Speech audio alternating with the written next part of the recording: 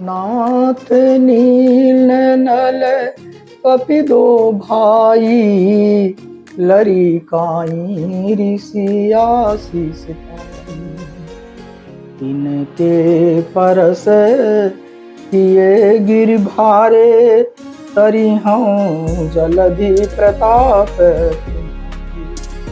ये चौपाई सुंदरकांड से ली गई है और ये चौपाई का मतलब है नाथ नील नल दो कपि दो भाई। ये उस टाइम का है जब सेतु बंध रहा था, तभी बताया गया कि नील नल कपि दो भाई हैं। उनको बचपन में ये आशीर्वाद मिला है कि वो जो पत्थर छू लेंगे तो वो तैरेंगे। उन्हीं की सहायता से फिर श्री रामचंद्र जी पुल बनेगा, श्री राम सेतु जो है।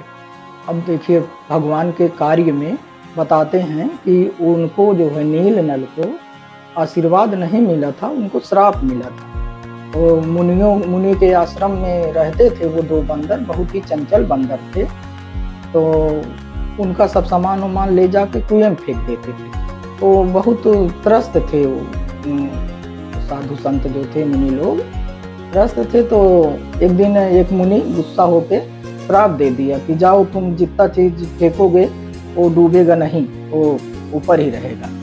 तो अब देखिए भगवान के कार्य के लिए उनका श्राप भी आशीर्वाद के रूप में काम कर रहा है कि उनका जब पुल बांधने का टाइम आया तो वही श्राप जो है आशीर्वाद बन गया।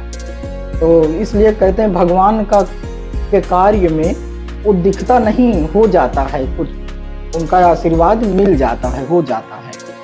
तो फिर पुल बना, उन्हीं की सहायता से पुल बना।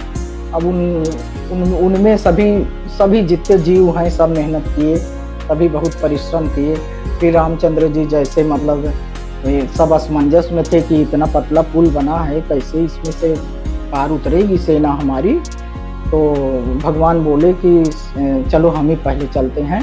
जैसे चरण रखे समुद्र में, वैसे जितने नीचे के जीव थे, बड़े बड़े जीव जंतु जितने थे सब ऊपर आ गए। ऊपर आके और फिर एकदम प्रशस्त पुल बना लिए, बहुत मजबूत पुल बना लिए, चौड़ा सा। अब उधर से ही सब पूरी सेना पार लग गई, सब चलते चले गए। तो इसलिए जीव जंतु का बहुत ही योगदान है उस पुल बनने में। जो बड़े बड़े समुद्री जीव थे उनका भी बहुत योगदान है। और ऊपर से ये गिलहरी भी, वो बेचारी इतना परिश्रम कर रही थी कि वो बालू में लोट के आती थी, अब समुद्र में धो देती थी। वो सोचती थी कि मैं रेत से ही पाट दूंगी समुद्र की, उसका हौसला इस तरह से था। तो अब देखिए कहते हैं कि उसकी इतनी छोटी जीव थी, किसी का निगाह नहीं था, लेकिन प्रभु का निगाह उस पर पड़ी। प्रभु ने पूछा कि ये क्या कर रहे हो, तुम्हारे इस बालू से थोड़ी पट जाएगा। तो बोले कि कोई बात नहीं, लेकिन मेरा भी तो नाम अंकित हो जाएगा, इसके पुल बनाने में मैं भी परिश्रम करी हूँ।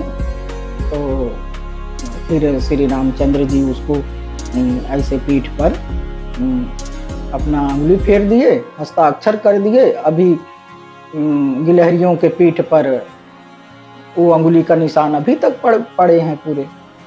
तो ये होता है, असंभव को संभव कर देते हैं ये भगवान की कृपा जो है ऐसे जुड़ती है ईश्वर की, इसलिए दिखती नहीं, हो जाती है।